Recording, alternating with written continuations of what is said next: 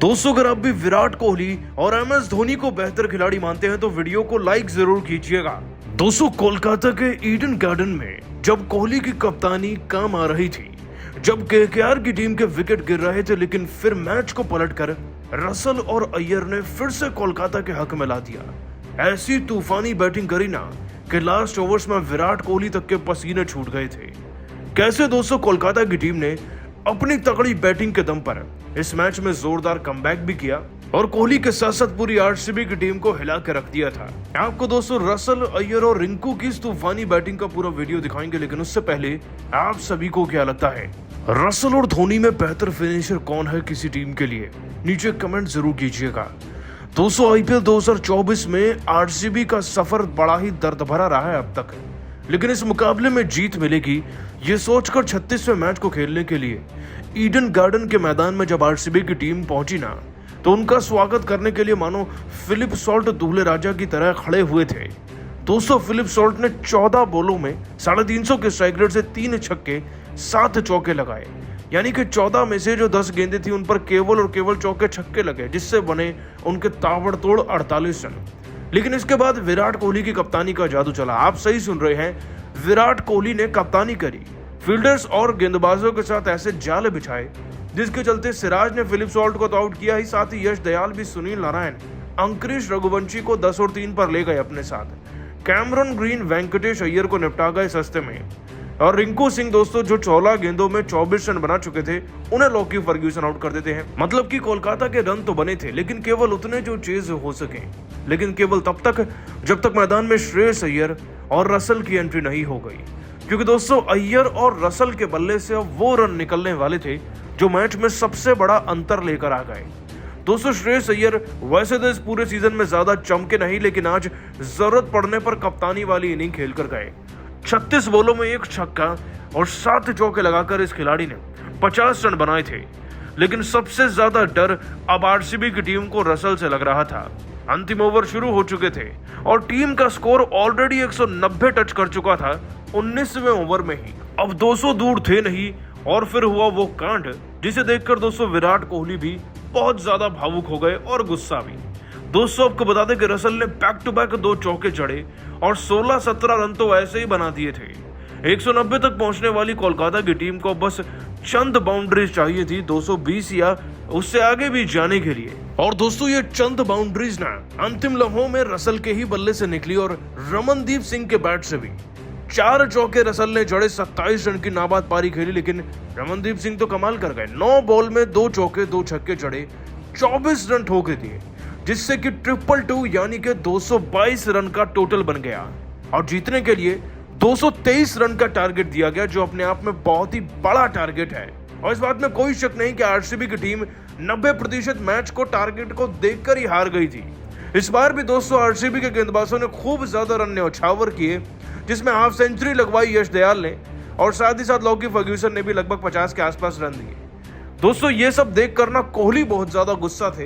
हालांकि अय्यर, रसल और रिंकू ने मैच को पलटा था। वैसे आप सभी को क्या लगता है, क्या विराट कोहली को अब आरसीबी को छोड़कर किसी और फ्रेंचाइजी में चले जाना चाहिए और किस में? नीचे कमेंट करके बताइएगा। दोस्तों, ईडन गार्डन के मैदान पर मोहम्मद सिराज और यश दयाल का आया जबरदस्त तूफान। अपनी खतरनाक गेंदबाजी से कोलकाता के बल्लेबाजों को घुटने टेकने पर कर दिया मजबूर, लेकिन फिलिप सॉल्ट ने अपनी टीम को दिलाई थी बेहतरीन शुरुआत। तो आखिर कोलकाता ने बेंगलुरु के सामने कितने रनों का रखा पहाड़ जैसा लक्ष्य? किस बल्लेबाज ने ठोके तूफानी अर्धशतक और किस गेंदबाज ने लिए सबसे अधिक विकेट? कैसे कोलकाता ने मैच में की बेहतरीन वापसी? दोनों टीमों के बीच खेले गए अब तक के रोमांचक मुकाबले की पूरी हाईलाइट हम आपको इस वीडियो में जरूर दिखाएंगे। लेकिन उससे पहले आपको क्या लगता है, श्रेयस अय्यर और विराट कोहली में कौन है सबसे खतरनाक खिलाड़ी? नीचे कमेंट करके जरूर बताइए। दोस्तों, आईपीएल का सबसे जबरदस्त मुकाबला ईडन गार्डन के मैदान पर रॉयल चैलेंजर बेंगलुरु और कोलकाता नाइट राइडर के बीच खेला गया। इस मुकाबले में रॉयल चैलेंजर बेंगलुरु ने टॉस जीतकर पहले कोलकाता को बल्लेबाजी करने के लिए आमंत्रित किया। कोलकाता की तरफ से ओपनिंग की शुरुआत करने मैदान पर सुनील नारायण के साथ फिलिप सॉल्ट आए। वहीं बेंगलुरु की तरफ से पहला ओवर लेकर आए मोहम्मद सिराज। इनका स्वागत ही दूसरी गेंद पर फिलिप सॉल्ट ने शानदार छक्का लगाकर किया। इसके बाद फिलिप सॉल्ट रुकने का नाम नहीं लिए, तीसरी गेंद को भी उन्होंने चौके में तब्दील कर इस ओवर में 12 रन बटोर लिए और अब इस टीम को बेहतरीन शुरुआत दिलाई। बेंगलुरु की तरफ से दूसरा ओवर लेकर आए यश दयाल। इनका भी स्वागत फिलिप सॉल्ट ने चौथी और 5वीं गेंद पर लगातार 2 चौकों लगाकर किया और अंतिम गेंद पर 2 रन बटोर कर अपनी टीम के स्कोर को 2 ओवर में ही 23 रनों तक पहुंचा दिया। बेंगलुरु की तरफ से तीसरा ओवर लेकर आए एक बार फिर मोहम्मद सिराज।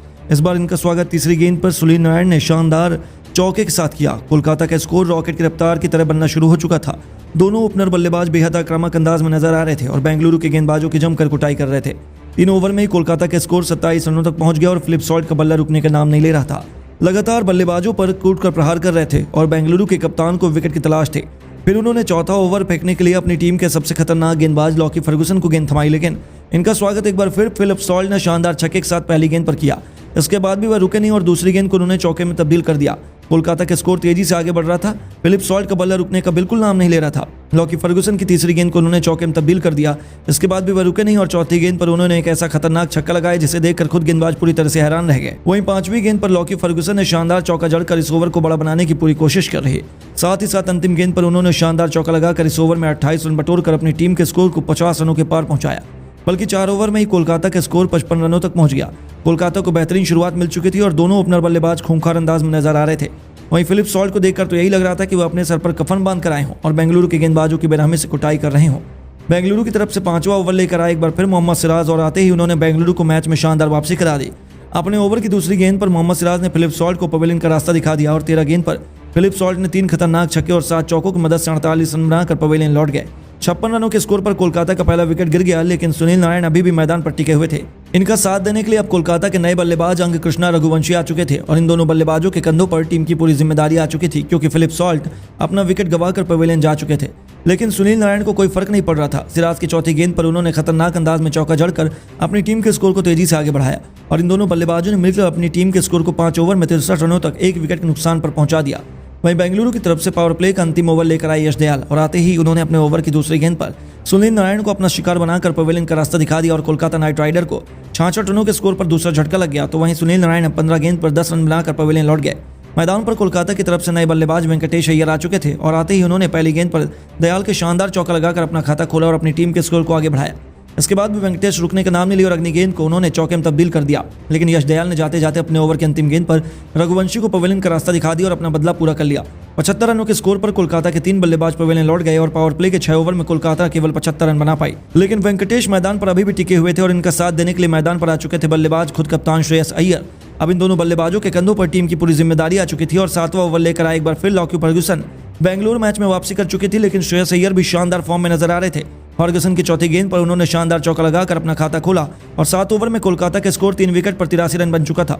श्रेयस अय्यर और वेंकटेश अय्यर मैदान पर बेहतरीन बल्लेबाजी का नजारा दिखा रहे थे और उनकी बल्लेबाजी और भी बचे हुए कोलकाता के बल्लेबाजों को देखकर तो यही लग रहा था कि बेंगलुरु के सामने खड़ी आसानी से 170 से 180 रनों का लक्ष्य दे सकते हैं। लेकिन दोस्तों, अब आपको क्या लगता है, बेंगलुरु टीम यहां से वापसी करते हुए प्लेऑफ में जगह बना पाएगी या नहीं?